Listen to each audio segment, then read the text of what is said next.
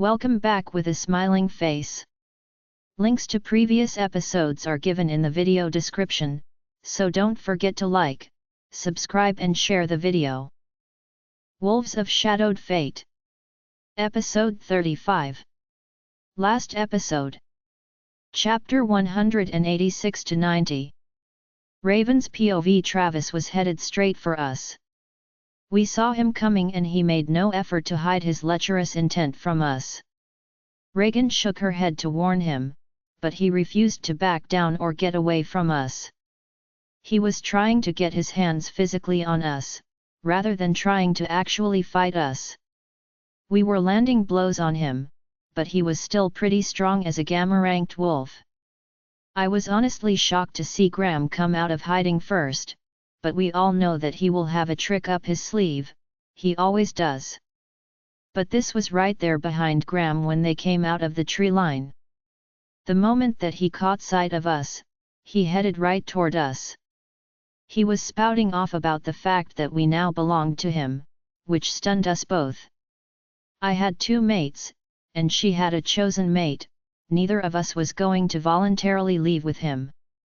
Apparently, Graham had promised us both to him, for joining in this fight. Travis could not stop himself from telling us all the things that he was going to do to us, and we could not stop the disgust that rolled through us. There was no way that we were not going to fight to the death against him. As soon as Travis was finished off by Clive, who thankfully came to our rescue, I turned to look to see who to fight next. I see my father being stabbed in the side by that, and I screamed out for help as I ran to him. Thankfully, Kira had heard me scream out and she rushed over to help.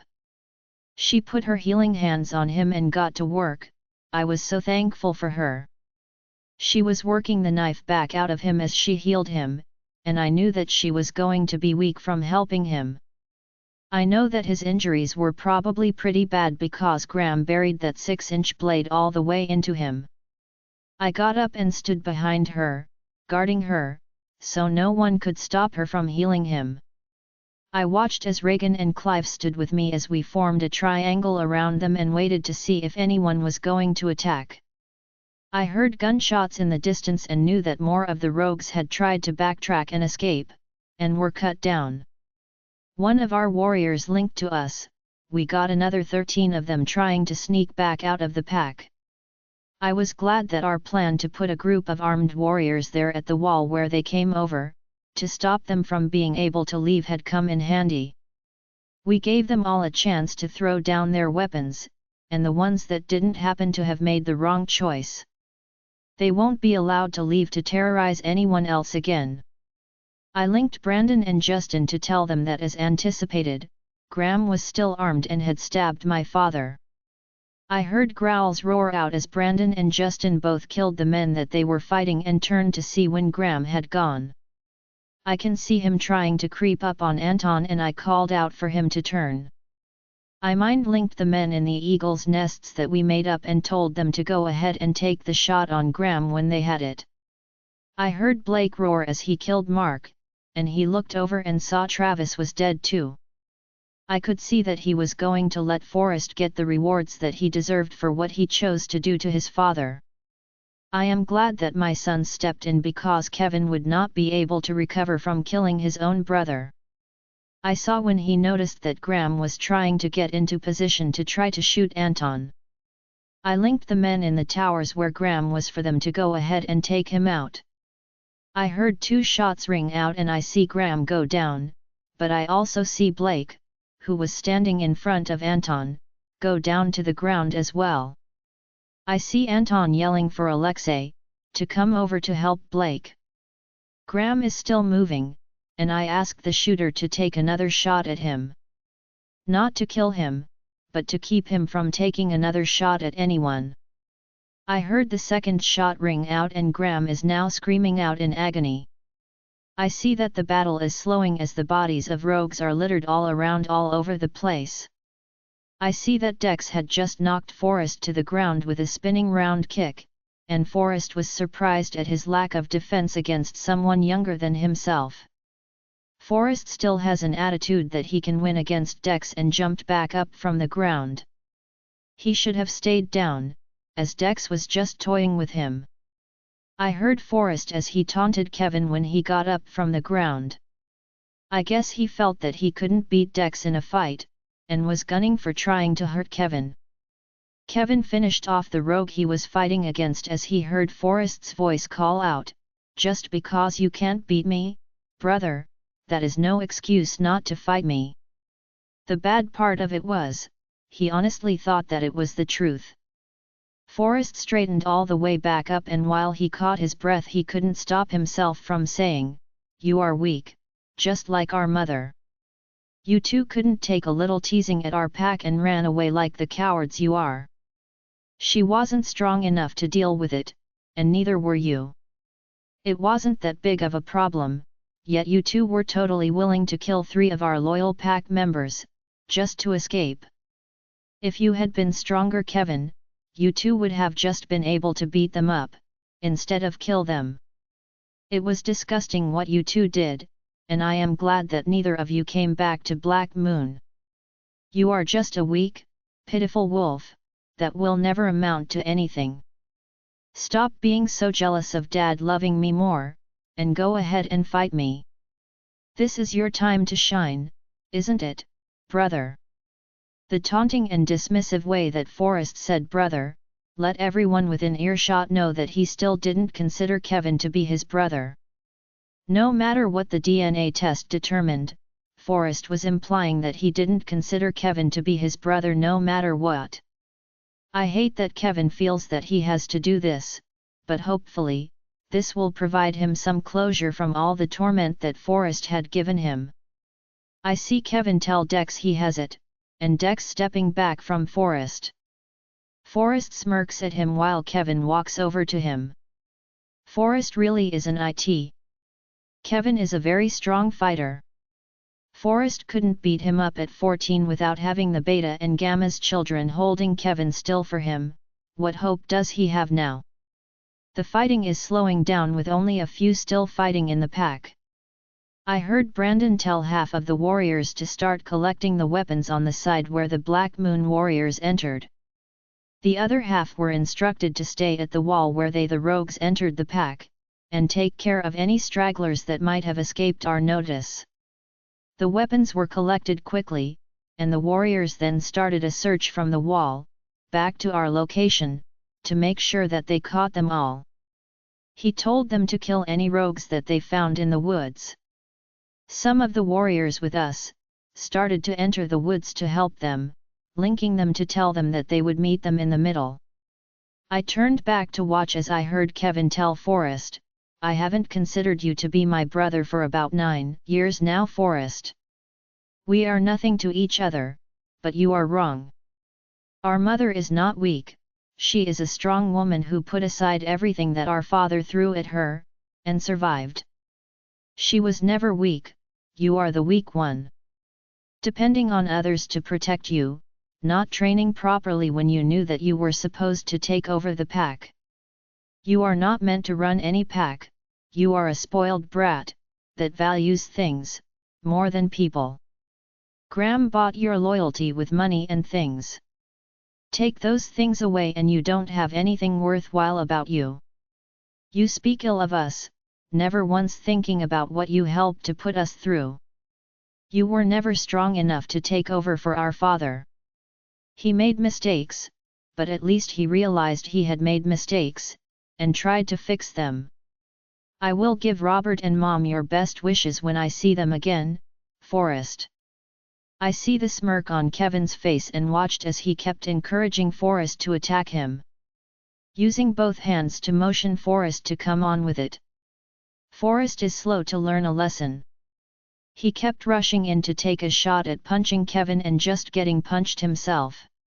Forrest is either poorly trained or just didn't care to learn how to fight.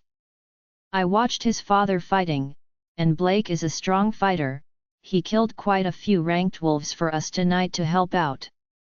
I look back towards Blake, but I cannot see what is happening, I just have to trust that he is being taken care of. This fight going on right now, and I feel like I needed to be here to support the boys. Kevin and Forrest fighting each other is one of the last fights of the night. I see our men going around and collecting the rogues to take away and burn their bodies. The ground was literally littered with rogues, and I am glad that it is getting cleaned up. I can't walk away from the boys right now, in case they can't end it. I know Kevin is a strong fighter, and I knew each of the boys had fought and killed a Rouge already. But this being Kevin's brother may make this a lot harder for them to deal with. In that case, I will do it for them, if I need to. I knew Blake had help from several of our pack members right now, I just hope that he is okay right now. I am proud of Kevin for not rushing this fight, it has to feel good to be able to get your tormentor back. I have heard about how badly Kevin was treated in his own home, with Forrest's name mentioned over and over again as the transgressor. Forrest was the golden child, and I guess that is why this hits home so much for me. I lived it myself, I know the feeling of not ever being good enough for my parents, at Silver Blade. It made sense after I found out why, but it still hurts to see someone treated so much better than you on a daily basis, especially when you are trying so hard. It chips away at you, taking away all your joy to know inside your heart that you could disappear, and they wouldn't even care. To know that no matter what, nothing that you do will ever be good enough. That kind of pain stays with you, even when you are an adult. Mocking you as being unworthy, and making you strive to have someone, anyone, find value in you. I watched as each blow lands on Forrest. We are all seeing his surprise at his younger brother landing these powerful punches. He shouldn't be surprised, he is not protecting himself or trying to guard against the blows. He is acting like he has no clue how to truly fight, it is unfortunate how this will need to play out. Forrest is very much like Graham, wanting to hide behind others for protection. Lashing out and hurting others, while staying in the shadows. Letting others do his dirty work, while he manipulates the strings. Graham knows that he is not strong enough to beat others fairly, so he has to cheat. They are indeed very similar to each other. I will go check on Graham in a minute, but I don't want to leave my father while he is being tended to, and this fight needs to be supervised. I need to make sure that Forrest doesn't pull out a weapon himself. I am glad that Kevin has the opportunity to get Forrest back for all the dirty things that he had done to him over the years. Kevin is slowly dealing with Forrest, as we all know that although Kevin is a machine with training, he has a big heart. I can tell that he doesn't want to be fighting Forrest and certainly doesn't want to kill him. Kevin just couldn't stop himself from taking up Forrest's challenge to him. Forrest is down and is smart enough to stay down for now, but this needs to end. Forrest will need to be ended. Just when I am about to go over to Kevin and see if he wants a warrior or myself to step in and finish this for him, Jackson steps to Kevin's side to speak with him. I sense someone step up to stand next to me and my father seems to be fine now. I can see that his wound is fully healed when I looked at it. I go to thank Kira, but she is off running toward where Blake is still down. I want to go check on them, but this fight needs to end. Can't finish me off, Kevin? See what I mean, weak. You have always been weak. This is why you will never be successful in anything, Forrest tells him and starts laughing at him. So you call caring about your brother weak? I knew you had issues, Forrest, but that is a pretty big one. It is not weak to care about others, to take care of others. It is in fact something that strong people do. They don't puff themselves up as valuable, they actually are valuable. Because they care about and help others, I can look at you and see which one you are, Jax told Forrest in a low tone. We have never met, and you know nothing about me. So you can keep your opinions to yourself there, okay? I don't want to hear you babble on about what a great guy Kevin is, because it is a lie. I have known him a lot longer than you all have. You will learn, he is not as valuable as you seem to think he is, and neither is our mother. She was absolutely worthless and weak, as both a mother and a Luna. Just ask our dad, and he will tell you, even though he still seems to be hung up on her. She was not good enough to have been given the title of Luna. She will never be good enough, no matter what she does. Forrest spit out at them, and he is now surrounded in a circle by our boys, the Beta's sons, and warriors that fought with us in this battle. The group now included Robert entering the circle as it got larger and larger, with the younger warriors coming over to watch after searching the woods. Jax is their next alpha, and they need to see how he will deal with the threat Forrest was to our pack. He had to be dealt with, and they wanted to see what Jax was going to do. The time for surrender was long gone at this point. I glanced over and see Cheryl looking at Forrest as she stepped up to his side. Jax looked over at her to see if she wanted to speak to him before he took care of business. She had left the twins with me before she stepped through the circle and up to Forrest. I could tell from how sad she looked that this was going to be hard on her. She knew that she and Blake had actually lost Forrest a long time ago. He laughed when he looked down at her and said, "What? Mom, do you have a problem with what I said?" He said Mom in a mocking tone to let her know what he thought of her too. The disrespect was unacceptable, and I am glad that this young man will be getting his punishment soon. I do actually, Forrest. You are absolutely incorrect. I wasn't weak, and neither was Kevin. The daily abuse that we suffered not just from Graham, and your father's hands, but from the entire pack. It ended up wearing us down over years, and years of abuse. You stand there with your spoiled little attitude looking down on everyone else when your little brother just took it easy on you. He didn't have the heart to end you, because he and I still have love in our hearts for you. You don't really deserve it, but it is there nonetheless. Forrest, you are absolutely clueless as to how the world works. You take so much for granted, and you appreciate nothing that you have ever been given. You don't work, and you could care less about learning how to be a good alpha. You would have torn the Black Moon Pack apart if you had actually been allowed to become the next alpha there. I cannot kill you myself, although you certainly deserve it.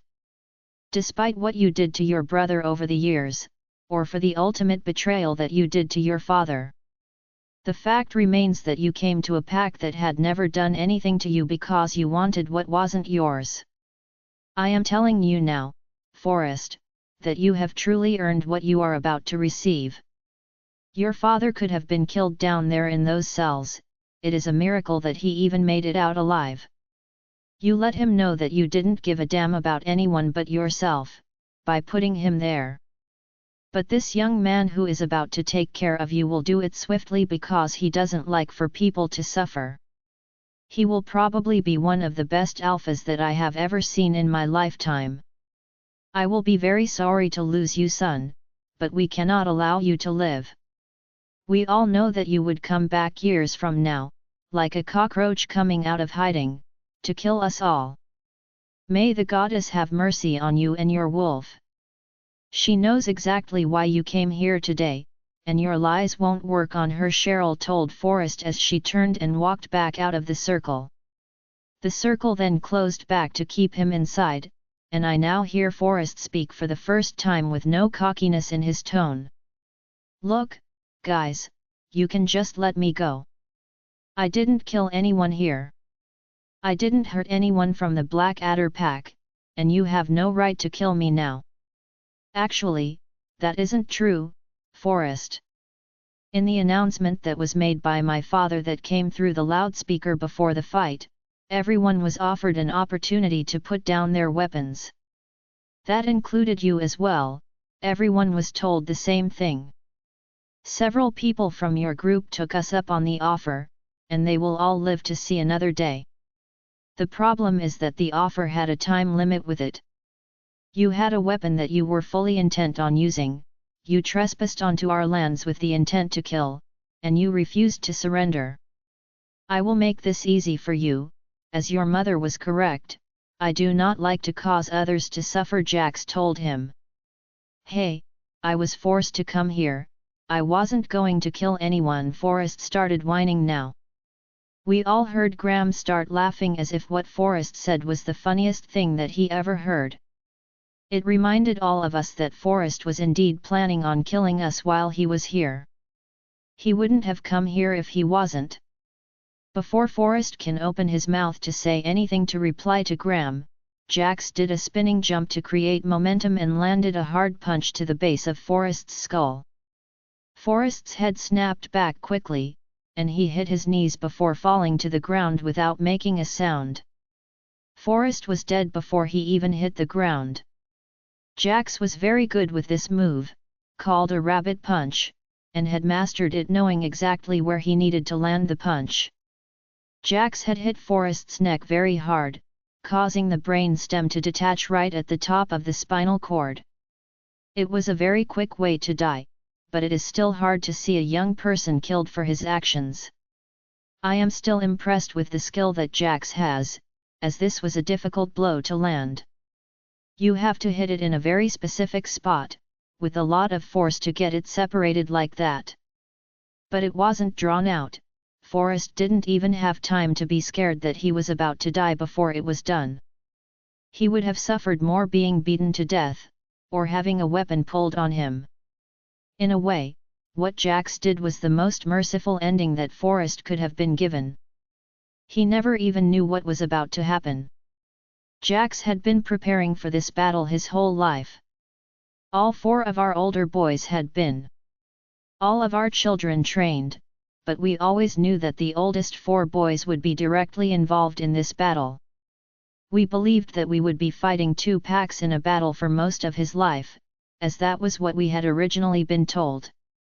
Justin took Jax, the twins, and Dex to every training that he could, to make sure that they all were properly trained. We had specialty instructors come and help train the boys here in the pack. We knew that the boys were absolutely prepared for what was to come. Although Kevin was upset by what Forrest had said and done to him, he still loved him too much to be able to do what needed to be done. We needed to end it, and we did. We now only need to deal with Graham, and I know that my father, me, and Cheryl all probably wanted to finish him. There is only one fight remaining, and we just need to power through and get this done. Chapter 187 Blake's POV. I had killed Garrett, and then Mark, when I see that Graham has changed his mind about getting his revenge against Raven and Regan. I knew that he came up with just to do his actual plan all along. Graham is just a con man, willing to do whatever he needs to do to convince others to fall for his crap. I am done with him, and since Travis was just killed, and Forrest is fighting right now, I am going to go deal with Graham. He is the last one on my list to be paid back for what they did to me at Black Moon. I never knew that my men were low enough to betray my trust like that. Graham used his money to get them to go along with him. I can speak from experience on that, as it happened to me too. Graham conned and bought me as well, and it ended up costing me everything. I can see what he is about to do, and I cannot allow him to kill Cheryl's husband. Anton made her happy, and she has suffered enough at our hands. I didn't think twice before I lunged in front of him, knocking his body down with my momentum. Anton had just killed a rogue wolf that he had been fighting with. Graham shot the gun as Anton dropped the body to turn and go see if there were any more rogues to fight. The bullet hit me in my side, right under my ribs. The bullet felt like it went through my back, so it was a through and through shot, but the burning pain that I felt was tremendous. I have never been shot before, and the level of pain took my breath away. It was unexpected for him to immediately call for help for me, from his own brother. I saw Brandon and Justin also run over to help, and they both took up protective stances around us in case anyone came over to attack us. Anton laid me on the ground as gently as he could, as his brother arrived to check out my injury. I heard another shot ring out again, and I heard Graham cussing and looked over to see him writhing in pain. I can see that he had been shot in the upper arm, in both of his arms. I knew the sound of the shot he took at me was loud, but I thought that it was because he had shot at me and because I was so close to this gun. I see now that an armed warrior was in the nest near us, with his gun still trained on Graham. I am sure if he tried to reach out and grab the gun lying about 5 feet from him again, that it would probably not end well for him. I wasn't positive about when he got shot the first time, but I now suspect that he was shot when he tried to shoot Anton. We were all warned that if they saw a weapon, they would shoot. I am glad he is now disarmed. I didn't want him to shoot anyone else while they were trying to help me. Anton's brother started trying to heal me, and Anton was next to me trying to keep me calm, but it wasn't working due to what he said to me. You know, my getting shot most likely wouldn't have killed me, Blake, at least not for long. It would have hurt, but it would take more than just a bullet to take me out, Anton told me, and I replied through gritted teeth, clearly, I did not know that, Anton. I just couldn't let him take you away from Cheryl. She is finally happy again, you make her happy. I couldn't let him get away with hurting her like he did before. I also just want to point out that what you said really doesn't sound like a thank you, at all. Anton laughed and said, thank you, Blake. I appreciate you doing that for me. It was noble of you to do it, and we will get you taken care of. Just lay still while Alexei works on you, okay? Anton continued to stay with me as the sounds of fighting got lower and lower as the Rouges were defeated. I heard a few more gunshots in the distance, as I gritted my teeth and bore with the pain. I could tell that it wasn't healing as quickly as they wanted it to, and I knew that I had some internal damage that was the real problem here. The burning sensation was actually getting worse, not better for me. I could tell from the looks on their faces, that I was not healing at the rate that they wanted me to. This might end up being a problem. I just hate that I may not have time to speak to Cheryl or my sons. I looked up at Anton and said, I would like for Kevin to take over the Black Moon Pack if he would like to take the position. Tell him that I know that Forrest was never going to be a good alpha. Tell him I knew that he would make an excellent alpha. Make sure you go to Aaron and get that taken care of. My will is in my safe as well as all the documents for what I wanted to happen in the pack. Kevin was the next in line for alpha, anyway, and from what I have seen, he will do the job properly. When I sent our Black Moon warriors to surrender at the gate, I told them that Kevin would be their next alpha, if I died in the battle. Just make sure one of my sons ends up taking over the position of alpha. Both Kevin and Robert will be a good choice. You are not going to die, Blake. Kira is coming to us right now. She has the greatest amount of healing power, and I have faith that she will save you. Alexei has done all that he can for the moment, Anton told me, and I just closed my eyes and laid my head back down on the ground. I felt gentle hands touch me and I opened my eyes to see a beautiful redhead hovering over me. She seemed to be surprised by me staring at her, and I can see her blush as she continued to work on me. I could hear Forrest taunting Kevin in the background, and Kevin replying back to him. It hurt my heart knowing that I had held Forrest in such high regard, all while tearing Kevin down from my jealousy over thinking that he was not mine. I made so many mistakes, and they all ended up biting me in the ass. I jerked when I heard Cheryl's voice a short time later. I was glad that she was safe. I couldn't find her to protect her during the battle. I made sure that Cheryl and the children were kept safe, Blake, I could hear Anton tell me. I was honestly surprised that he was still next to me while the redhead continued to heal me. I could tell that she was tired, but she kept on, and soon the burning pain that I felt, was no longer there, causing me extreme pain. I was thankful for it, and as I sat up, she fell over, passing out in exhaustion. I couldn't stop myself from taking her into my arms. I felt something towards her when she placed her hands on me, and it wasn't because of her working on me or my injury. I feel a little tingle like a bond, and I was frankly shocked to have felt it. I held her tighter to me, as I refused to let her go. She helped me, and I will take care of her until she is strong enough to wake up.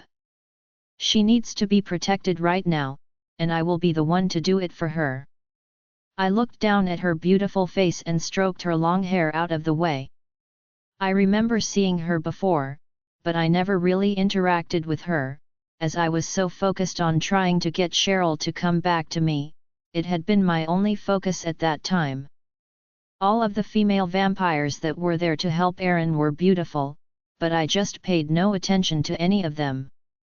I know now it was because my pride had been so hurt by Cheryl's rejection of me. I was on a crusade to get her back, no matter what, just to prove to myself that I could. I was holding on to a pipe dream, as we both knew that no matter the reason why, I had gone too far. We both knew that she was never going to accept me again. I had completely fallen for Graham's plan and ruined the love that we had for each other in the process. I am amazed at the feelings that I have right now. They are very faint, but they are there. I will have to ask Cheryl if this is what she felt about Anton. I had heard from Graham when he came to my cell to make a deal with me, that she had claimed him as her mate and marked him. I know it is possible now, I just didn't expect this to happen to me. I see Anton looking at me, and then at how I am holding her. He nods at me and stands up from where he had been kneeling next to me. I see Alexei is also looking at us quizzically, and I see that their realization of the situation hit them at about the same time. They both seem okay with it, but I don't know if this beautiful woman is going to be happy, or not when she wakes up. I have so many questions right now. Is this the reason that I never met my true mate? Because she was not a wolf? I cannot even wrap my head around it yet. I didn't really have problems with vampires before. I only had a problem with Anton because he was taking my chosen mate away from me. Now, Graham, he has a pretty big problem with them. I also know as soon as he realizes what is going on with me and her, that I will be hearing it, and I do not want to hear a word against her. I noticed a dark-haired female walking up to us, and I see her eyebrow arch as she looks down at us. I can see her looking at Alexei to find out what is going on. I see a smile on her face as she looked down at us again. I can only hope that the woman that I am cradling against me will be as happy when she finds out that we have some type of bond together. I am concerned as I know for a fact that they knew about a number of our issues, and they had taken Cheryl's side in it. I cannot blame them, as I was the one to screw everything up between us. But I am not that man anymore. I have made changes, especially in the last 16 months. Being locked up in a cell, that is all you can do is think. I was able to see where it all went wrong, and why. The blinders that I had been wearing were off, and I could finally see everything clearly. I looked down at her again, and how did I never notice that everything about her is perfect? Her button nose, her full lips, and her face is absolutely beautiful to me. Her long lashes touch her cheeks, and it is dark out here, so I have no idea what color her eyes even are. I am kicking myself for not noticing this pull towards her before, but until she touched me, I didn't feel anything. For wolves, all you have to do is look into your mate's eyes or scent them. That didn't happen here with my beautiful now mate, I only sensed it with her touch. I have to assume that the bond is muted for us because we are different species. I wish Cheryl would come over here, so I can ask her how she knew, and if what I am feeling was the same as she felt. I lightly touch her cheek with the back of my finger, and the feeling is even stronger now. Is it because I was holding her? Allowing whatever bond we have to grow? I see more of her kind coming up as some of them had been fighting further away from our location. The women were pretty interested in the possessive way that I was holding her, and they all seemed to be happy for her. I couldn't help it. I was scared to death that as soon as she woke up, she would take off and leave me. I just found her, I didn't want to lose her. How hard up do you have to be to even look twice at a bloodsucker, Blake? You are such a disappointment. Even Cheryl's weak A*S would be better than the leech you are holding in your arms. Goddess, how can you call yourself an alpha wolf, and think that she could ever be your Luna? The pack would never accept it. What are you even thinking? If you thought that Cheryl had it bad, take this blood demon back with you and see what happens. You must have taken a pretty hard blow to the head during the fight to even be considering it. Graham's voice calls out and then the night rings out with his laughter. I wanted to rip his head off his shoulders for disrespecting my mate. My growl could not be contained and I stood up with my mate in my arms and asked Anton's brother to hold her as I still needed to deal with this. Brandon and Justin both stepped up in front of me, to block Graham from me. Brandon quietly said, "There are a couple of people who also want to deal with him. You know that he has hurt a lot of people and you are not the only one who has an issue with him. Just be patient, you will get your turn. We will decide fairly on who will get to end him." I turned to walk back to take back my mate from Alexei when I saw that she had just woken up. She was startled to be in Alexei's arms, and he immediately put her on her feet. He held her waist for a minute to make sure that she wasn't going to fall, and I was fighting the growl that wanted to tear out of me. She was mine, and seeing him holding her, however innocently, was getting my wolf, Kona, pissed off. She was swaying a little on her feet, still weak from healing not just Cole, but me as well. I could not stop myself from going over to assist her. I could see the confusion on her face until her hands wrapped around my wrist to push me away. Her eyes flying up to mine let me know that she could feel it too and that I wasn't just imagining things. The brilliant smile on her face as she looks up at me, let my fear that had been knotting my stomach up finally relax. She didn't seem like she had an issue with me right now, and I was very happy about that.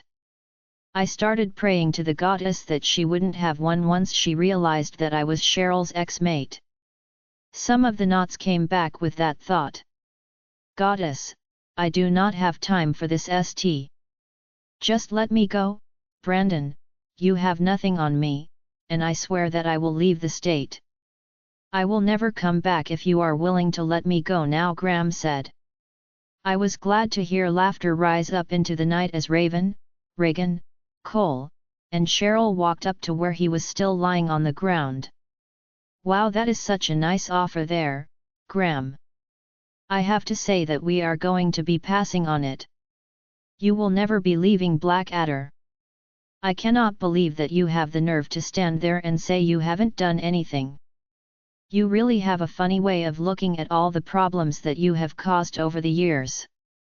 There is a reason that the goddess herself was working against you. Clue in, as you specifically hurt the Luna of Blackadder. You tore them apart and there are some pretty stiff penalties, including death, that can be imposed. If we look at your whole life of cheating and conning people, you deserve the death sentence that you have been given. What you did to Raven alone, in my opinion, warrants it. So save your breath, your sentence has already been decided on by the council. It is my pleasure as a member of the council to pass down your sentence at this time. You are to be put to death, Graham. There is nothing you can do to stop it. We just need to see who the lucky person to carry it out will be, as that is the real question here. You hurt so many people, we may have to have a drawing to see who the lucky candidate will be, council member Emerson announced to the group. I don't have to kill him, as long as it gets done. I just don't want another night to pass with him still in this world. What he did to me was long ago, and my anger is no longer as it was about it. I learned from the goddess that I went through it, for me to be a better Luna for it. I just want this to be over and done with. I have spent the last 18 years with this battle hanging over my head, and I am just glad that it is over and done now, Raven told the group. I should have killed you the second I knew that you were his baby. Cassandra, make me spare you, and you were the reason that I ended up here. I should have ignored her wishes and dealt with you like I wanted to do. I would have never even been in this mess now if you hadn't run away from Silverblade like you did. Graham spit out at Raven, and the fury in his eyes was obvious. Both Brandon and Justin growled at him and stepped forward to deal with him, but she calmed them both, putting her hand on each one of their arms. She shook her head at them and said, "This is the last act of a desperate man." Graham growled out in his anger but stayed silent. He only recently showed his issue with me, but I am good with someone else carrying it out. He did far worse to others than he did to me. He actually took very good care of me for a long time. His problem with me arose when I was no longer his perfect daughter anymore. After I was scarred up in the attack, I had less value in his eyes. He no longer looked at me the same way. I could tell that he wasn't proud of me anymore, but it is his loss. I told him what I wanted to say to him back in the cells at Blackadder. I have nothing else I need to say to him, Reagan said to the group. I already disowned you, Reagan. You are completely ungrateful. Look at how you repaid my benevolence to you, by stealing my money away from me. You are no longer my daughter. We are nothing to each other, Graham told her. I already fought him, and when he was about to lose, he pulled out a knife and stabbed me. I feel like I got my pound of flesh from him. I don't have to end him myself. I am willing to defer to others on this. I feel like Cheryl, or Blake, should decide between them who will get to end him. I am good with either of them, as long as the end result is that he is dead. It will be about damn time too, Cole announced to the group. I gave Graham a smirk, as I hope this is about to play out in my favor. Chapter 188, Cheryl's POV. This has been a very long night. The kids were great while we were secured in the house. The boys stayed upstairs and played video games, and the girls all helped me with the babies. The babies were just a few months old now, but they loved to be held, so they quite literally were just passed around by the girls for hours. I only got them back for feedings. The girls did the rest of it, playing with them, and even changing their diapers. They were a really big help and no trouble at all. I had my doubts at first with 18 children in one home. They didn't even notice the men running past the house on their way to the pack house, but I did. I was scared for Anton and Kevin, as well as my friends and fellow Coven members. There were so many rogues, and some vampires mixed in with them. I was very afraid about the outcome. Anton linked me when they got the all clear from Brandon. The forest had been searched, and all the remaining rogues had been located and taken care of at that time. I couldn't wait to get to Anton and make sure that he was actually okay. The children stayed with me as we hurried to the pack house, and I was glad to see that they had a lot of the rogues cleared up from the ground. There was still death present, but it is part of our life. Not a good aspect of it, but one that we, unfortunately, have to learn to deal with. I had the older children on the end where the bodies needed to be picked up, and the younger children were just looking for their parents to make sure that they were not injured. I was glad to see that the bodies on the ground were not our pack members, but the rogues. I was anticipating seeing more Black Moon pack members, but they may have already been picked up. I heard Forrest before I saw him, and left Raven's youngest children, and my babies with her in their stroller. What Forrest was saying was complete lies, and he needed to know that no one was going to stop the punishment that he is about to receive. He has no one else to blame, this all came from a decision that he himself had decided upon. He needed to know that when you make bad choices, you reap all the rewards that come from it. Both the good and the bad. He had been able to talk himself out of so much trouble previously, he probably thought that he could do it again. He was wrong, about a lot of things. I will not stop what needs to be done. Forrest is very much like Graham, he would definitely come back, and try to destroy the pack. It is best to cut the head off the snake and kill it now. I knew that Jax would be more merciful than Forrest deserved, but there were children around, so I guided all the younger ones away with me when I left the circle. They didn't need to see what is going to happen to Forrest. I see Graham lying there on the ground as I passed him. I can see that he had been shot. He is such a worthless piece of crap. I am sure he hurt so many in this fight. Raven brought me up to speed, quickly telling me what happened to Cole, and then mentioning that Blake had actually jumped in front of Anton to save him. I was stunned at what he had done for us. I knew exactly why he had, and I wanted to thank him for it. I got closer to where Blake was and I see the look on his face as he holds Kira. I know exactly what is going on, and I couldn't be more happy for them.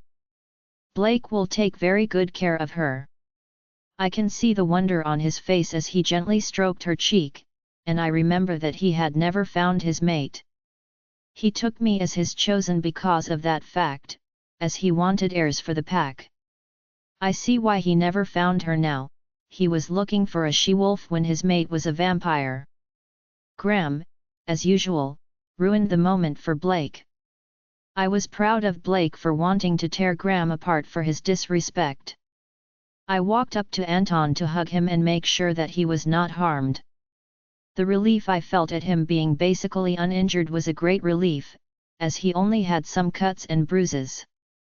Raven, Reagan, and Cole all announced to the group that they were good with someone else ending Graham. I wanted to do it, but in this, I am going to defer to Blake.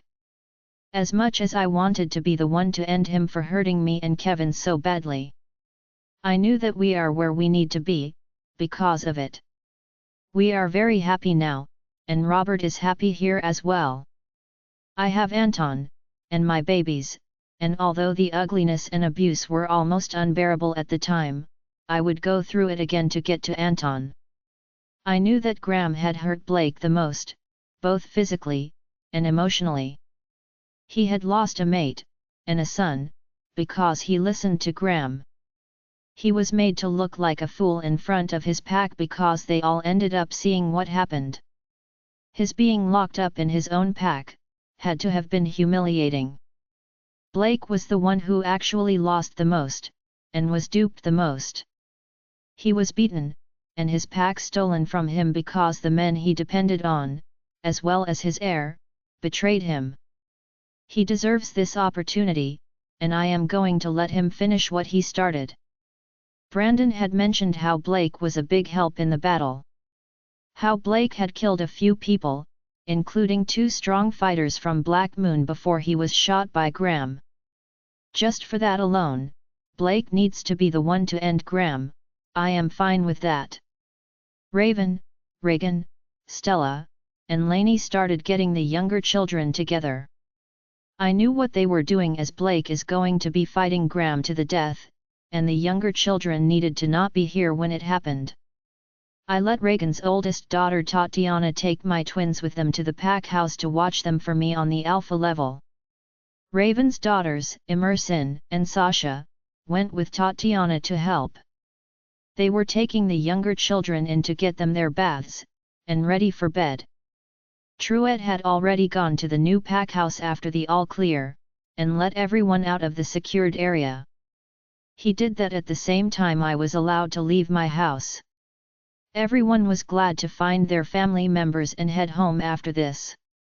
We didn't escape without some losses, as Brandon said that 8 of our pack members were confirmed dead. 3 more warriors were still missing at the moment. But that was a minimal loss for us in such a large battle. I am good with Blake finishing this for us all. It is what Graham deserves for what he put Blake through for over a year in the cells. This fight is what he earned, and it is about time that Graham got what he has coming to him, I stated to the group. I see Blake turn around in surprise to look at me. He was so caught up in holding Kira up, that he didn't notice that I was behind him. Just shoot me and be done with it, okay? I don't have the ability to fight anymore, as I have been shot. Surely you are humane enough to just end me. The council does not condone this type of treatment. You cannot just beat up a man who isn't able to defend himself, Graham stated to us. I can't believe that he actually thinks that he will be getting the easy way out of this situation. I have to press my lips together to contain my laugh. He really is much more delusional than any of us thought. We are all aware of a lot of what Raven had to deal with.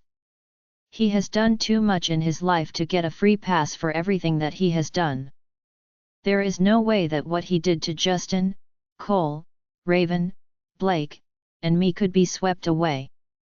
Even his own daughter and his mate, Cassandra, were not even exempt from his actions, along with countless others. He is a real piece of work, and I hope that the goddess takes care of him on her end too. It would be my pleasure to end him, but as much as I hate to ask for anyone to help him, can he be healed?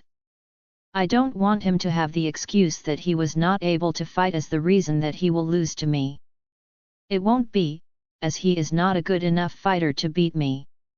He does the bare minimum to train and depends on others to try to protect him. I was blindsided by everyone I trusted deciding to work for him. The pain of their betrayal after what I had done for all of them was a complete slap in the face. I was lifted off the floor daily, and beaten until Graham tired himself out, for a year. I do not want him to get away and not get the punishment that he deserves. I want him to be fully able to fight me, despite knowing that he will end up losing. He has earned what he is about to get, as I need to pay him back for what he did to me, my family, and my pack. I will not let him get a free pass or get away with all the things that he put us through, Blake said, while looking dead at Graham. Alexei, can you and Dimitri please heal Graham's arms so he can fight? I agree with Blake. Graham does not deserve to take the easy way out of this. He needs to be 100% healed before their fight, so he doesn't have any excuse as to why he lost. I refused to wait another day for him to get what he deserves. I asked for help as I knew that Graham would hate it. They both knew where I was going with it and grinned at me as they stepped forward. I refuse for any of these leeches to touch me, and I will not be fighting you, Blake. You made your own choices, and that led us to this point. Accept your culpability in what you did, Blake, because I never twisted your arm. In fact, Cheryl didn't fall for it when I went to her first. She knew I was lying about you cheating on her. She knew that because she knew what it felt like to be cheated on. You, however, took the bait and ran with it. You were so offended to even think that she would cheat on you, that you were right on board with everything I even suggested to you. I was honestly surprised at how fast you did fall for it. It was like you couldn't wait for the entire pack to know how bad Cheryl was to you. I am sure it was your pride that demanded for her to admit her guilt, and beg for forgiveness. I really thought that she would just beg for you to forgive her.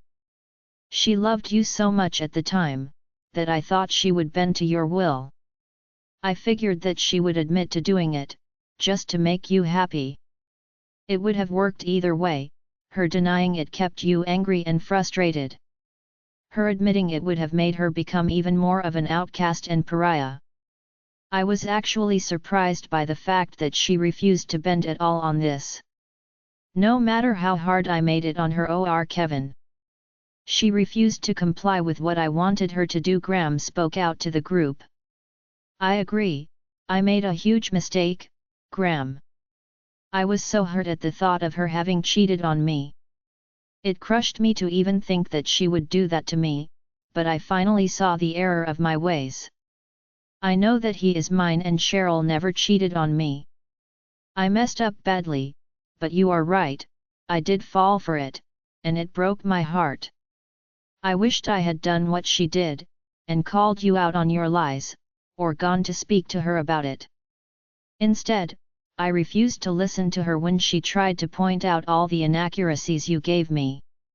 I was arrogant, and even physically violent to her on a few occasions. You set me up for that too, Graham. You played me like a fool, and I let you do it. My pain over the situation completely overrode my logic. I just kept pushing harder, trying to force her to say the words that I never actually wanted her to say. I wanted all of our children to be mine. I needed them to be mine. You worked my fear and possessiveness against me, and my whole family suffered the price for it, Graham. That was the very worst of it. The fact that you took a happy family, and tore us all apart, for absolutely no reason, Blake told him. I was proud of him for admitting his mistakes in front of the group. There were a lot of people standing here with us and Blake was a proud man. But he laid his pride down and admitted that I did better than he did in this. The fact that he admitted that he should have listened to me from the very beginning, was amazing enough. I knew that he was sorry for what he had done, but until this very moment, I didn't fully believe him. People say a lot of things, usually things that you want to hear. Blake had said all of the things he knew I wanted to hear, it was his typical MO. He did it when he went too far with me during our arguments. He would always come back and promise me he just went too far because he was angry and couldn't control himself. It will never happen again, I swear. Only it would happen again, and the process kept repeating itself. I can see the change in him today though. Old Blake would have run over to stop the fight Forrest was in. He would have made excuses for Forrest as to why he had done what he did. This time, now that Blake knew just how far Forrest had gone, he knew that redemption was not going to be offered. I am thankful that Blake sees things so much clearer now than he did, and it is a big change in him. I was honestly surprised that you were even dumb enough to believe me, Blake. I mean, you took me in when you knew that I was on the run from the council. You had looked me up, you got the notifications each month from the council telling you that they were looking for me. They don't do that for innocent people. As far as I am concerned, you deserved to lose her. You apparently never valued her in the first place, because if you did, you would never have listened to me. You never once stopped to think about the fact that she was literally too scared to leave the pack unless you were with her. If you really think about it, you caused this whole thing to happen, because of your inflated alpha pride. I shouldn't be getting punished for something that you were only too willing, and apparently happy to do to your own chosen mate, Graham said, and the growl that Blake let out shook the trees near us. You vicious bastard, you are the sole reason that this started. I was completely happy with Cheryl, and our children. The pack was running well and things were good. We were able to get the walls up to secure our pack, the roads paved, and businesses started. Black Moon was more successful than it had ever been before. You giving me that extra money, ended up causing some of my children to start becoming spoiled brats. The money made me more lenient on you, and that was how you slipped the knife in. You had me lower my guard by acting like you were fine with the punishment that your own daughter had earned. She never had to do what she did it because she wanted to be in a position of power, and felt entitled enough to try to take it away from Cheryl. You and your family had things so well in the pack. You need to remember that if Reagan had never tried to hurt my and Cheryl's relationship, it would have never happened. She almost caused Cheryl to lose our baby and it caused the first fracture in our relationship. How could you even say that all of this was my fault? Messing with the alpha couple earns a stiff punishment. Don't act like you were righteous in what you have done, you weren't. Not with any of it, Graham. You act as if you have never done anything wrong to anyone, but just look around, Graham. Everyone here knows exactly who you are, and what you have done. You are an evil man, who is willing to do absolutely anything to get what you want, no matter the cost. Up to and including drugging your own mate to sleep with you again. I feel so sorry for Cassandra for having to deal with you for so long. She must have really loved you to put up with everything she did. I cannot imagine how she managed to do that for all these years. You were not a good mate to her, Graham, Blake stated, and Graham was pissed. Do not talk about my mate, she was so much better than all of you, and that BH took her away from me.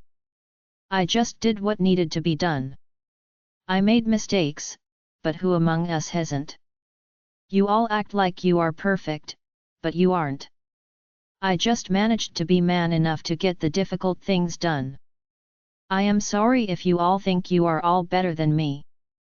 You aren't, I was just bold enough not to hide who I am.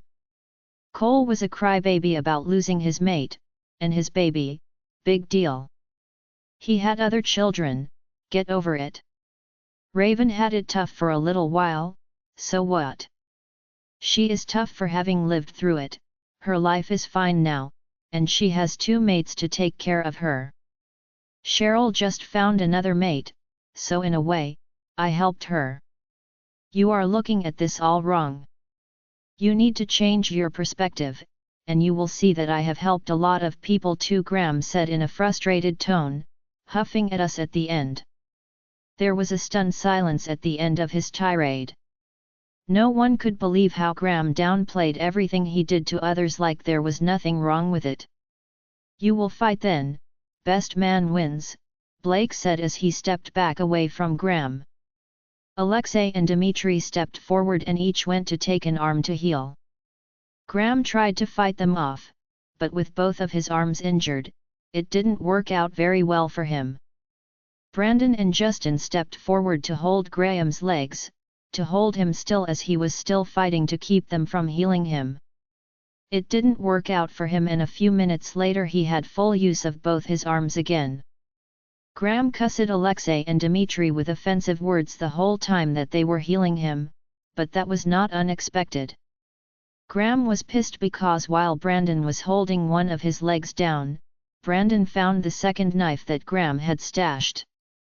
I was glad that they found it, and Graham was searched for any other weapons before he was cleared to fight. We all knew why he had them. Graham is not as good a fighter as he thinks that he is. Now that there is no hidden weapon to pull out and kill Blake with, Graham knew that he was as good as dead right now. Chapter 189 Blake's POV. I swear that Graham is the biggest piece of ST that I have ever met in my life. Completely despicable, and now that he could use his arms again, I know that he had probably planned on using that knife they found on him.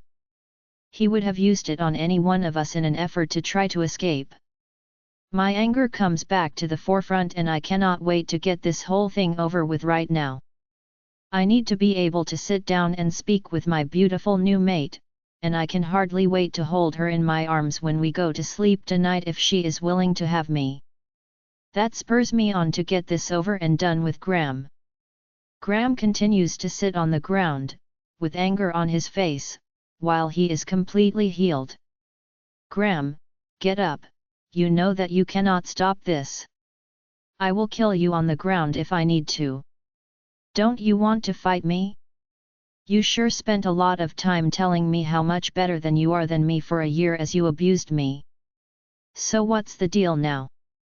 Get your A*S up and fight, or I can just end you on the ground, but you won't even get a punch in on me if that happens, I told him. He is a stubborn wolf, and he just stayed in place, with Brandon and Justin each having to grab an arm and help him up. I don't want to fight you, Blake. You are stronger than me, and it isn't a fair fight. I refuse to do it, for the fact that you have an unfair advantage against me, Graham announced, and Cole started laughing at what he had the nerve to say. You were losing against me too, Graham. We are the same age, So what was your excuse then, your lack of training? You stabbed me to end our fight because you couldn't beat me. You are not interested in a fair fight, you never have been. You like to fight dirty, to try to give yourself the best opportunity to win. Since you don't have any more hidden weapons, you refuse to fight, which is hilarious to me. That is typical behavior for you, but you have reached the end of your era now. You could have been training this whole time, as only you knew when the attack was going to be, but yet you didn't. You still depend on others to protect you. That is not alpha mentality, and you know it. As an alpha, you should protect those weaker than you. We both know that is not anything that you have ever done, or wanted to do. You may be alpha born, but you have never been alpha material. Your first mate, the warrior you didn't want, would have helped to make you better. A better wolf, a better man, and a better alpha to your people, but you didn't think she was good enough for you. You are the great alpha, and she was not worthy of you. But the goddess thought she was, and look at her now, she really was. She is Luna of a very strong and well-defended pack because she used what she knew to help train them all to help them be the best they could be. She made her second chance mate so much stronger, and her input is invaluable to him. You're thinking that you know more than the goddess herself, is your downfall. You don't, as the goddess makes her decisions based on both of her children. She lets them work together to be stronger, and one takes up when the other is weaker. She always knows more than we do, and that is why we all need to listen to her when she speaks to us. You are so conceited to think that your opinion is so much more valuable than anyone else's, let alone the goddess's. The lack of humility or care that you have for anyone around you is the worst part of it. You are a disgusting person, Graham, and I know that when the goddess gets you back, she will be dealing with you herself, and harshly. I hope she has mercy on your wolf, but you sir are in for a world of hurt for your actions, Cole told Graham. Graham was pissed at the truths being handed to him, and said, "Fine, I will fight. You all clearly want me dead.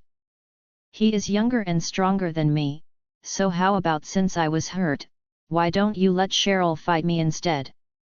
I was injured, and I am barely able to fight right now. I can still feel where the bullets went through my arms. I am not at full strength, so I shouldn't have to fight Blake. I would need to be at full strength to do that.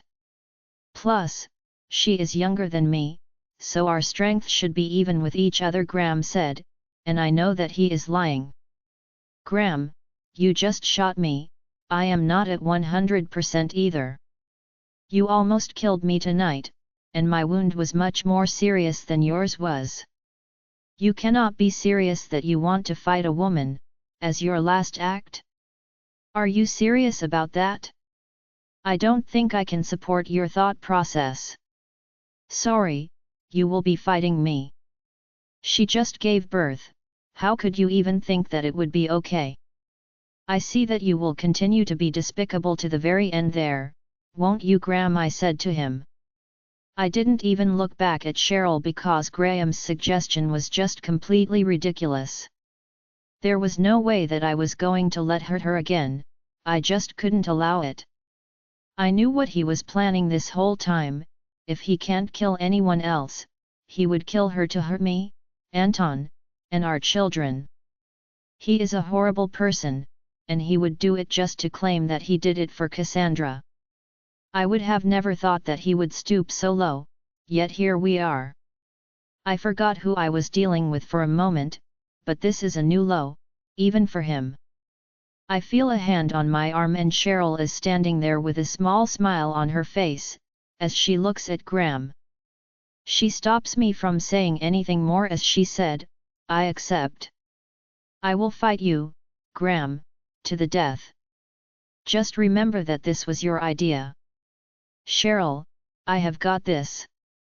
It is fine, I am healed from the gunshot. I can end this. I don't want this piece of ST to ever hurt you again." What I did to you I can never fix, please just let me do this for you, I told her. I see her smile widen and then she looked up at me. Her eyes have changed, they are no longer blue, they are now the same color as my new mate's eyes, an amber yellow color. Cheryl has become a vampire, and I am stunned into silence. It is dark, and I know that Graham will not be able to see her eyes until she gets very close to him. He thinks that this will be easy, but I saw the vampires fight at Aaron's pack, they are strong, very strong. They are much faster than we are. Anton stepped up next to her, and he gave me a nod. I know that he would never put her in any danger. He knows that she has this, and he was letting me know that she is okay without speaking. I will let her deal with him then, she was the one that was actually hurt the most, in my opinion.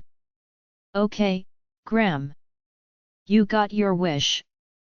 You will be fighting Cheryl, instead of me. This was your last request, and we will honor it, I told him. The smirk that crossed his face let us all know that he thought we were stupid for even allowing her to fight with him. He always thinks that he is the smartest person in the room, no matter who is in it. He is shameful with how he looks down on others, especially women. I am glad that he is about to learn a hard lesson, right before he dies. Cheryl is not the same person that she was, even with just giving birth recently. I am 100% positive that she is smarter, stronger, and faster than Graham is. Cheryl was a strong fighter back at our pack, but she couldn't beat the ranked wolves. Graham thinks that he has the upper hand now, without knowing that the last choice he made will end up killing him.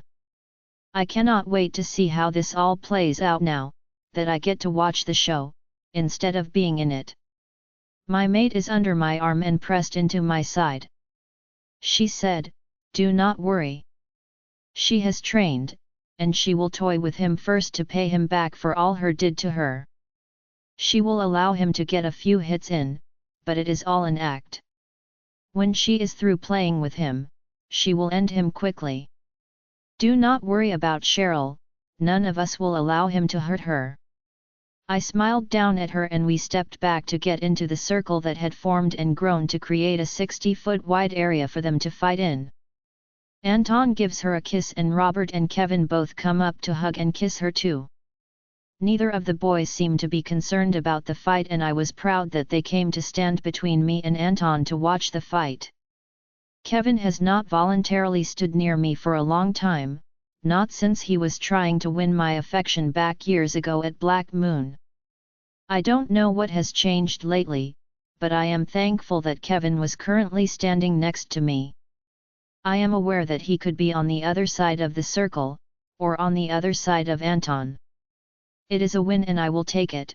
I make sure I don't push too hard by trying to hug him.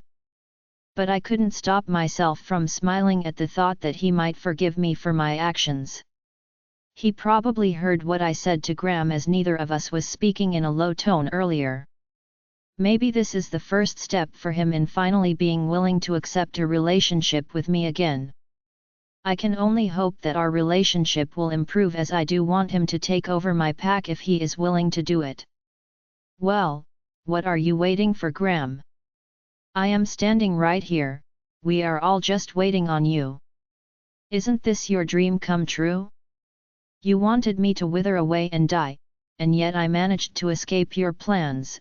Kevin did too. Seems like even with your best laid plans something ends up going wrong in the end, doesn't it? I bet that was the goddess working against you too. She is not proud of what you have been doing, Graham. I wonder if she will help you fight against me? I am guessing that she won't, but feel free to try to prove me wrong. I am sure you just can't pass this up now. You wanted to fight me. I know you can't wait to get your hands on me, so stop dragging your feet and come on with it. I will need to feed the babies soon, Cheryl taunted him. It did make him look bad, as she just gave birth and he still insisted on fighting her. He was clearly scared of me, but I know for a fact that he is going to be really sorry for picking Cheryl over me. I saw the vampires fighting at Aaron's pack, and even on camera it was hard to watch as they were ruthless. I am sure before it is done he will realize his mistake. Graham didn't like what she said and moved forward toward Cheryl. Her words spurred him on. I did want you to die, Cheryl, I only wish you had before you took my precious Cassandra away from me. If I knew then what I know now, you would have. I swear that I would have made sure to push you so much harder, and got Blake those drugs faster. I knew you were on your last legs. I know that you would not have made it a week more, I just ran out of time. But that is fine, I will end you now. Even if I get killed after the fact, I will still die happy, because I avenged Cassandra's death. You don't deserve to live any longer, let alone be happy. I wish I had taken your maid away when I had the chance. I should have shot the rogue he was fighting and then took him out. Hindsight is always so much better, and I wish I had not hesitated on taking that shot. Your fighting would be even weaker against me from losing your new mate, Graham told her. He is trying to upset her to get her to attack first so he can see her fighting style. She started training here, and they do much more here than we ever did at Black Moon. They are circling each other looking for a weak spot to make the first move. Graham thinks he found one and moves in to punch Cheryl in the stomach, and she does a low tumble and goes under his arm, springing right back up again behind him, and punches him in the kidney.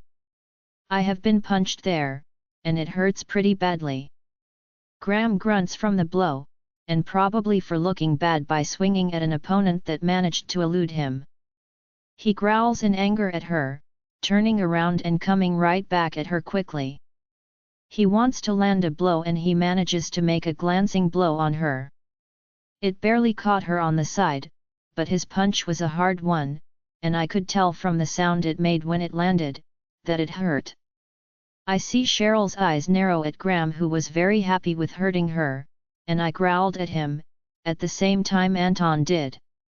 Graham gave us both a smirk and then got right back into his stance. Cheryl did too, and before he could blink she had kicked him in the side of his head with a spinning round kick. She was very fast, and Graham was dazed by how hard the blow actually was. He took longer to get back into his stance as the hit had shaken him. We don't train like that at my pack, and he didn't know what she was doing, or how to counter it. I warned Graham when I tried to talk him out of coming here to fight, but he refused to listen to me. He wanted to do this, so he can go ahead and finish it. Graham got back into position again and tried to hit her in the ribs with his next punch. If he landed it, I know it would have broken at least 2 of her ribs. But she just did a graceful flip and was out of his reach. This must be the toying that my mate mentioned. Graham was super pissed, not just missing her with his punch, but because it seemed like she was not scared of him at all. He really takes offense at the lack of respect that she is giving him. He just keeps getting more frustrated each time he tries to hit her, and misses. She seems like she can do this all night, and every other time, she manages to hit him. Graham is getting more and more frustrated as the fight goes on. The fact that she was almost using gymnastic moves to stay just out of his reach was infuriating him. He was now super angry, and it was clear that between them that she had the upper hand. She was not taking it seriously at all, and that ended up embarrassing Graham a lot. He kept striking at her and she kept dodging, and then hitting him. All of her punches were landing now, and his punches weren't. We could all see that, and for him, it was completely unacceptable. His growls got louder and louder as he kept trying to hit her, with no success. "Stop moving around so much," Graham yelled at Cheryl. "What, you want me to just stand there and get hit? Is that right, Graham? I don't think that is how fighting works, is it? It seems like you are unhappy with how this is going." Maybe you need to focus more. I guess I might have kicked you in the head too hard at the start of the fight. Maybe I will be nice and let you land one. Cheryl mocked him and stood still like she was actually going to let him rush her. Graham did run at her, and she waited until the last second and then took one step to her right. Graham was shocked at how fast she moved and his growl of frustration tore through the night. She is really making him angry, and I know if he does get his hands on her, he will kill her. She has shamed him in front of other alphas and that is not something that is taken lightly. She has been toying with him over and over again for 10 minutes now, and I am starting to get antsy for her. I know Graham probably better than anyone here, except Cole. I am very worried that he is going to finally get his hands on her, and when he does, he is going to hurt her. What, you want me to just stand there and get hit? Is that right, Graham? I don't think that is how fighting works, is it? It seems like you are unhappy with how this is going. Maybe you need to focus more. I guess I might have kicked you in the head too hard at the start of the fight. Maybe I will be nice and let you land one. Cheryl mocked him and stood still like she was actually going to let him rush her. Graham did run at her, and she waited until the last second and then took one step to her right. Graham was shocked at how fast she moved and his growl of frustration tore through the night. She is really making him angry, and I know if he does get his hands on her, he will kill her.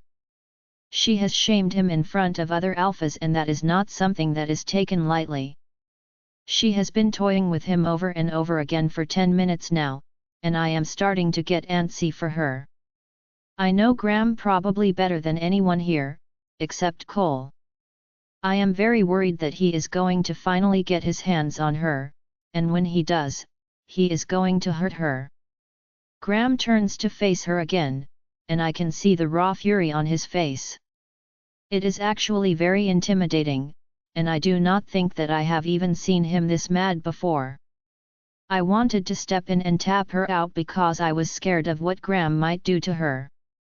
When I did take a step forward, Kevin put his arm in front of me to stop me. No, Dad, she needs this. She has it, don't worry. She will end him soon, Kevin said and kept his gaze trained on them both. The rush of emotions that I got from him calling me Dad, whether intentional or not, lifted my spirits. He knew as he trained with her, and he knew what skill level she had. I was able to relax and look forward to seeing what Cheryl was going to do next. Graham shifted into his wolf, Tyuko, and he was intimidating standing there before he lifted his head to howl out his warning to her. Cheryl just stood there and smiled at him, and was not fazed by the threat looming over her. The group stepped back, making the circle grow as we knew that he was going to charge her, and he did. Tyuko's jaws were snapping in anger as he came charging at Cheryl, wanting to get his teeth on any part of her, her legs, her arms, or onto her side. He was ferocious, and the way his teeth were snapping at her, he meant business. Whatever piece of her that he managed to get a hold of, it was clear to all of us that he would be ripping said limb off. I can't help the shift in my stance as I am very concerned for her right now. This is the last act of a desperate wolf, who has clearly been driven past his point of sanity. He is just a vicious, snarling animal that is just operating on instinct right now. Tyuko finally thinks he has her locked down, and jumped up to land on her to knock her off her feet. Cheryl seemed to be frozen in place for a minute like she was too scared to move, but I can't see her face. I don't know what she is feeling right now, and I am scared for her. My mate grabs a hold of my hand and murmurs to me, "Have faith in Cheryl." I cannot look away from what I think will be her final moment. At the last possible second, Cheryl slips forward, sliding under Tyuko in a move that he didn't see coming. I see his head go down to look at her in surprise, as he flew over her. I watched as her arm comes up and her fingernails extend to slice him open on his unprotected underbelly. His howl of pain ripped through the night as he landed heavily and phased back into his human form a few seconds later. He is trying to hold his intestines in as he now looks in fear at the same woman he just wanted to kill a few moments ago. Cheryl didn't run up to him, she walked slowly towards him, and we all knew from the look on her face that his end was near. "It is my pleasure to end your reign of evil, Graham. You have never done anything nice to anyone in your life. Which is incredibly sad to me, because I am including your own mate and child in that. You live to try to one-up others, never satisfied with what you have been given. Not your pack, not your mate, not your life. You were the cause of all of this. You started it when you rejected your mate, and took Cassandra from Alpha Cole. You were a shameful excuse for an alpha, and your pack suffered for it. You blame everyone else for your own failings, and I am glad that I will be the last face that you will ever see. What you did to us was disgusting. The pain that you caused both me and Kevin is completely unforgivable. So I will be ending you today, carrying out your death sentence that was passed down by the Werewolf Council. I hope the goddess gives your wolf a better human the next time around, Graham, because he sure got a bad one this time," Cheryl told him in a low tone. Cheryl stood over him and didn't wait to hear the response that he was going to give. It would have just been more of the same crap he spewed anyway. I was stunned to see her kneel down next to Graham on the ground. As I stood there stunned in surprise, I watched her pull Graham's head right off his shoulders as she rose up from her kneeling position. Cheryl just dropped his head on the ground, letting it roll back towards his body, and walked over to Anton. It was now finished, but I am shocked by how easy she made that look. Everyone gave her a little while with Anton before they congratulated her on the fight. She didn't even look winded, like it was nothing at all to her what just happened. I looked back over at his body, and I am glad his life is over. I just wished that he had not gotten away with all that he had. I wish he had a longer time for his punishment to be carried out. He got away from being imprisoned already when I had him locked up. I had to agree that it was best that he was just taken care of now. It is over and done with, and we will never have to worry about him coming back to hurt any of us again. The goddess would be dealing with him now. I have a feeling that she will make sure to get her disappointment in him, and his actions, across to him when she does deal with him. The warriors load Graham's body onto the trailer with the rest of the rogues they were picking up and take his body to be burned along with them. A fitting end for a man who spent his life hurting others for his own whims, because there was never any reason for what he did. There was no talking from the group as we headed toward the pack house.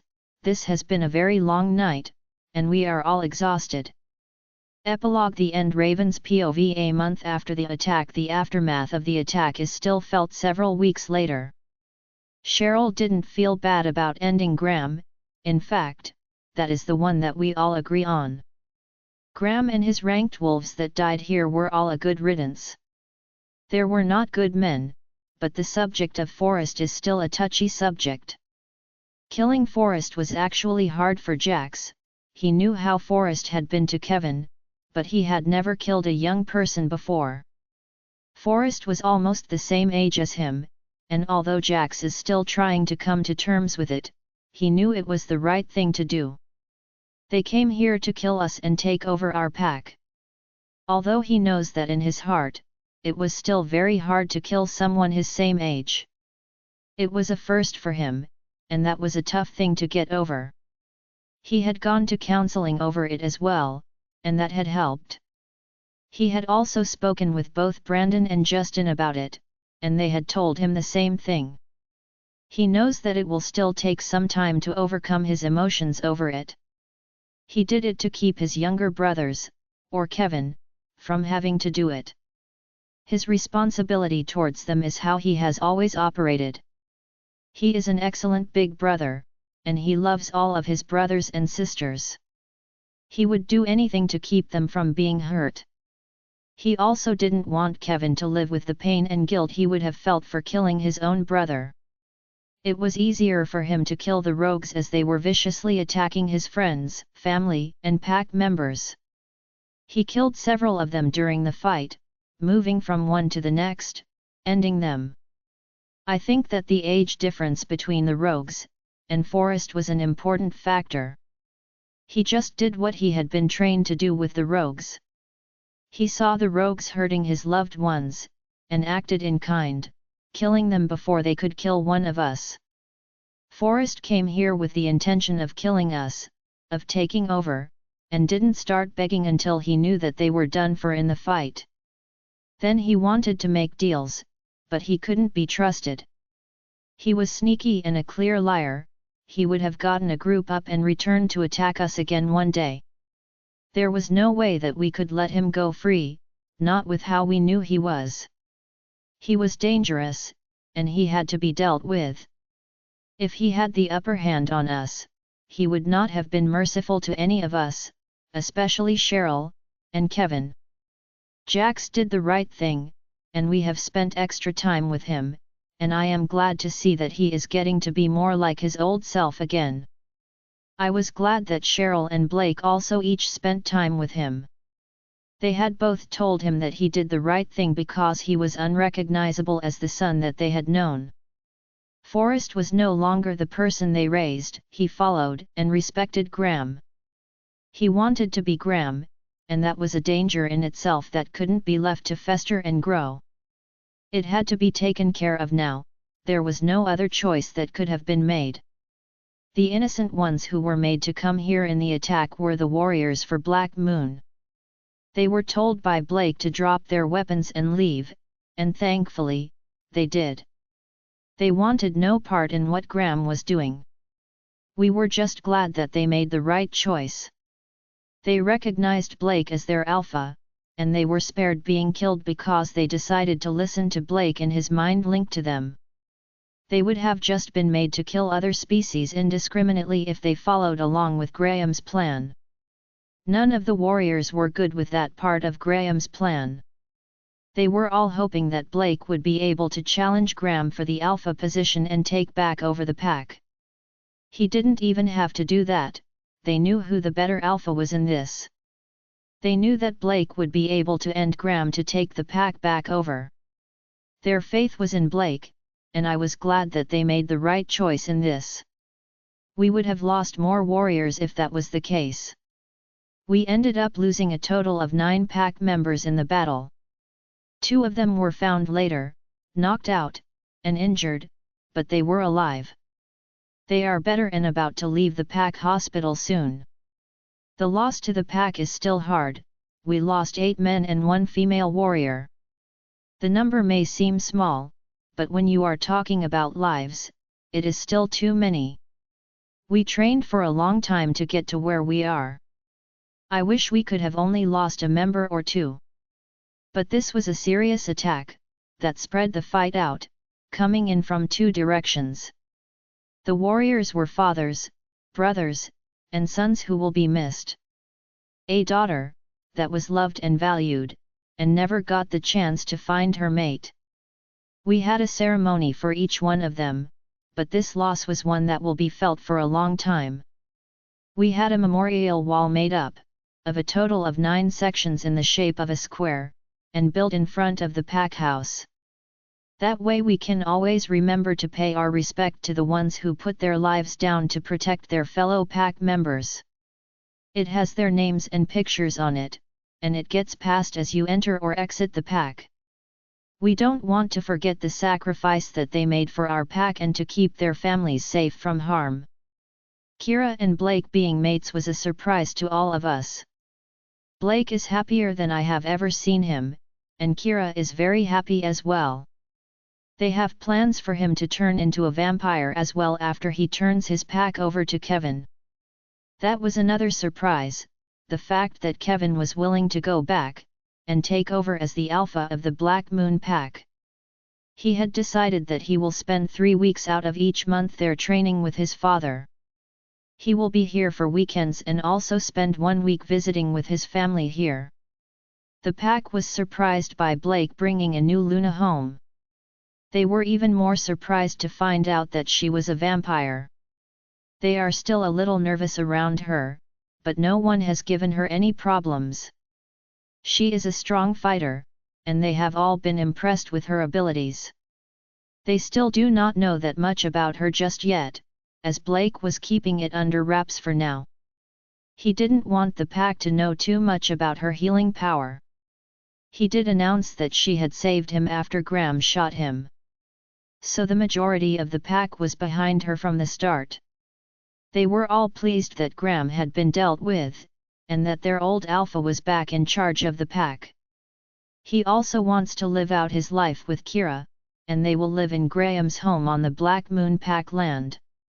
They will redecorate it, and get some special shades from Anton for the wall of windows that Cassandra had built on the home.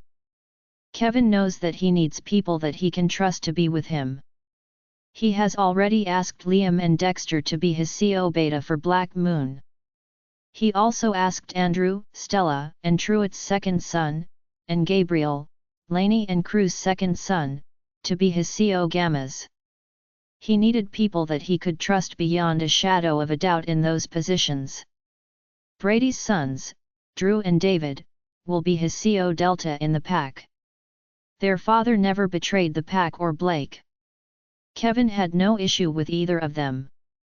Brady was training them to take over their positions after they both turn 18 and after Kevin takes over the pack.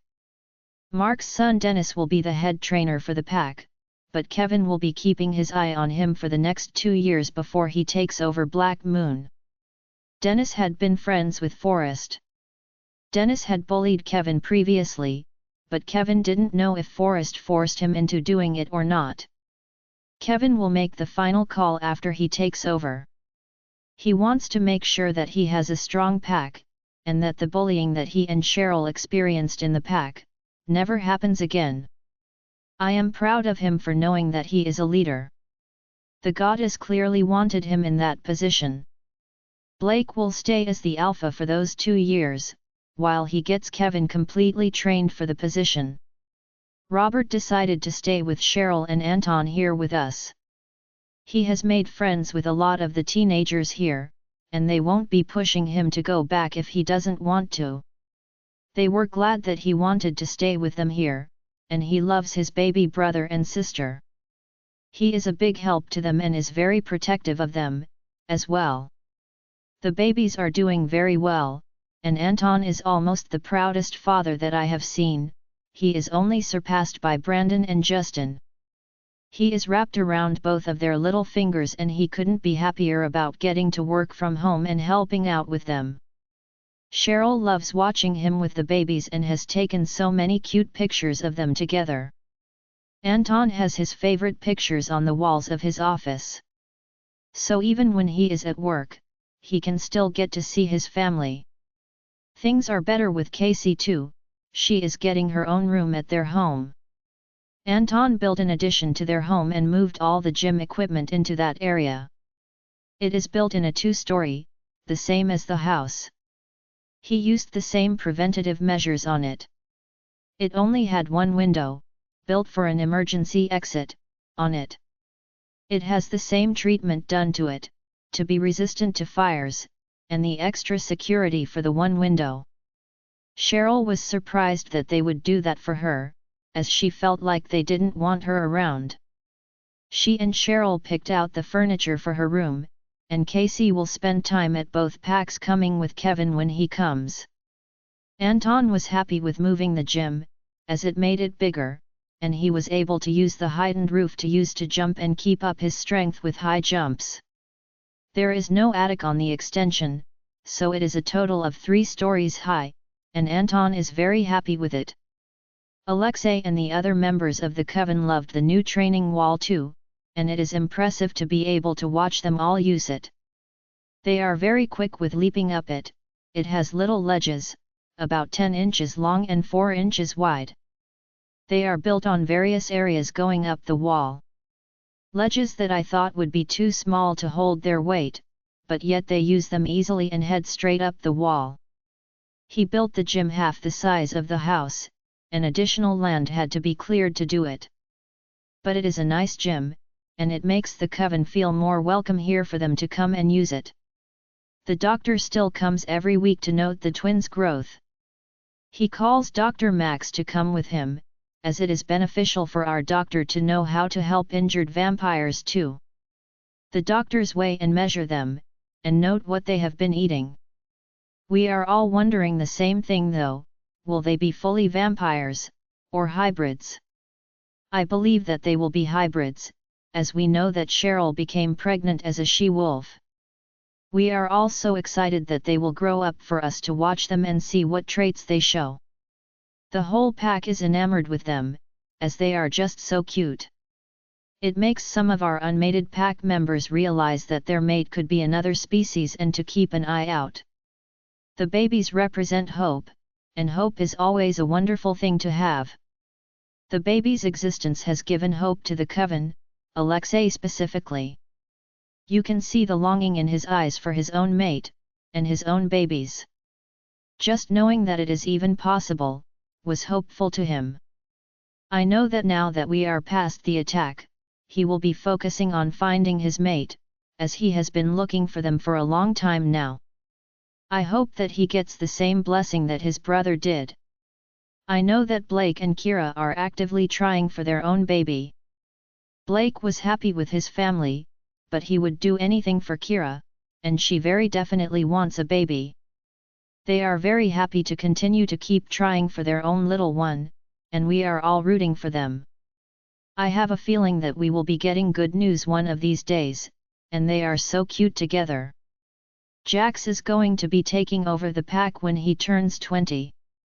We are not making him wait until he gets his mate. So he has less than 2 years before he takes over. He will also have CO Beta, his brother Chase, and Blaine, who is Stella and Truett's oldest son. He will have CO Gamma as well, Warwick, who is Lainey and Cruz's oldest son, and he has suggested Robert, Cheryl, and Blake's son, as the second. He already spoke to Kevin, before he even suggested it, and Kevin was okay with it. Robert was very upset about how things went when he was all alone back there at Black Moon after Blake was imprisoned. Additionally, he didn't know who the target had been for Graham when he was shooting. Robert didn't know if it was supposed to be him or Anton, that Graham was trying to kill. He is still dealing with the guilt of Anton being shot, as he believes in his heart that Graham was actually trying to kill him, and Anton just got in the way. But it played a big factor in his wanting to stay here at Blackadder, and we are glad to have him. Jax will be making Kendrick, Lainey, and Cruz's youngest son, his Delta. As the pack is growing, he also mentioned that he might take Atlas, Reagan, and Clive's fourth son, to be the CO Delta. Atlas is a great fighter, but he would not get a rank at Blood Tracker. Trevor is going to be the Alpha there, and Darren's and Reagan's oldest son, Damon, will be his CO Beta along with Henry, who is 6 months younger than Trevor. John, their younger brother, will be the Gamma. Mark's second son, Wayne, will be the Delta for Blood Tracker. Trevor was friends with Wayne, and Wayne did not side with his father on what had happened at Black Moon. Trevor believes that his ranked wolves will work well for him, and he also has a backup in a few years when Cyril, the youngest son of Reagan and Clive, or Bradley, the youngest son of Reagan and Darren, gets older. Trevor doesn't want a replay of what happened at Black Moon to occur at Blood Tracker, and none of us can blame him for that. The grounds here are back to before the attack. You cannot tell that it even happened now, but it is still here with us in our hearts. Very hard to move forward and get a new normal for us right now. We have trained so hard, and for so long, and to not have to do that anymore is kind of weird for us. We still train, but now it is more like 5 times a week, and no double training in a day. Justin has been looking into new techniques to teach the boys. There is always something new to learn. Kevin is going to have our boys go back with him to give him ideas and introduce them to the pack. They will be going along with some of our warriors to make sure that they are safe there. I know that Black Moon is making changes, and wants to make improvements there. Blake was very happy when they got into the safe at Black Moon, and Graham had left his information for the new account inside. He must have been very confident that he was going to be successful in his attack against us. I am absolutely glad that Kevin is making changes for Black Moon. His plans for the pack include having the same courses for them to run there, both adults and children. He also wants to have a children's play area, like we have here. He also wants to get them some areas specifically for teenagers and older children to go to learn how to train more effectively. He will also get them trained on weapons as well. Blake will be using the money to fund and shape the pack how Kevin wants it to be as they go through everything. Kevin wants everyone to be successful, and to be treated well. I know that he will make sure that the bullying is no more. He lived it, he will not want it to happen to anyone else, especially under his watch.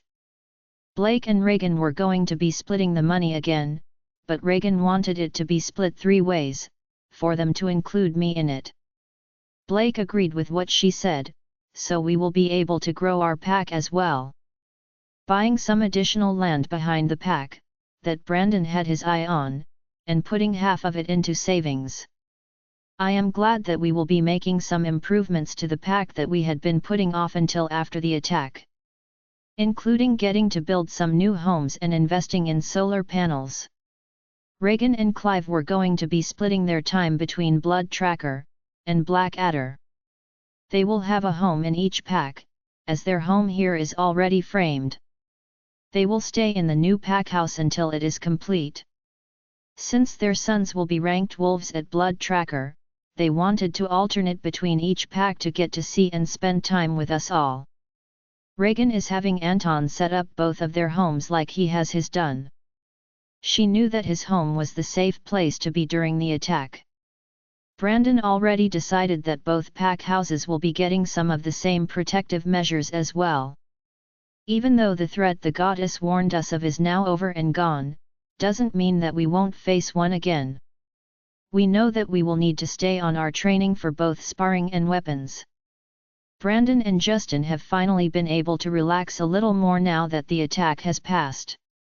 It had caused a great deal of stress for them both, with the training and preparation that was needed for us to be ready when the attack came. We have more downtime, as the boys are now spending more time in the office to learn new responsibilities. It has given them both much more free time, which they have spent making special dinner plans for us. I am excited to think about our lives as we move on to our next chapter. I am so glad that Brandon and Justin are too, and are already making plans for a few trips together. It will be Jax's turn to lead the pack soon enough. We will be right here with him for the first year to help guide him in his decisions. Then we will travel for a little while. Jackson and Angie will be here, and my dad is just a phone call away if he needs any help. I cannot wait to see what Jax does with the pack. I can see it growing and improving even more under his leadership. I am excited at the prospect to get to meet my children's mates as they start to find them. I plan on growing old with my mates, surrounded by my children, grandchildren, and great-grandchildren. I am thankful for each and every step that I took to get here. My life may not have been perfect. I will admit that in some places it may have been downright terrible, but it got me to where I am right now. I have a loving family, my dad and Olivia are absolutely wonderful. I have brothers that truly love me. I can count Reagan as a true sister now. If someone had told me that years ago, I might have hurt myself laughing about even the thought of that being true. I have nieces, nephews, and friends that I love and care about. But my mates and my children are where my heart bursts with happiness. I look forward to seeing what this next chapter of our lives is going to bring to us at Blackadder. Or if you want to pay for more such audiobooks, you can send us a request in a private Facebook group, or join us on WhatsApp, a link is given in the video description. The audiobooks will be uploaded in the next episode. Join us on Patreon to listen to more unlimited audiobooks.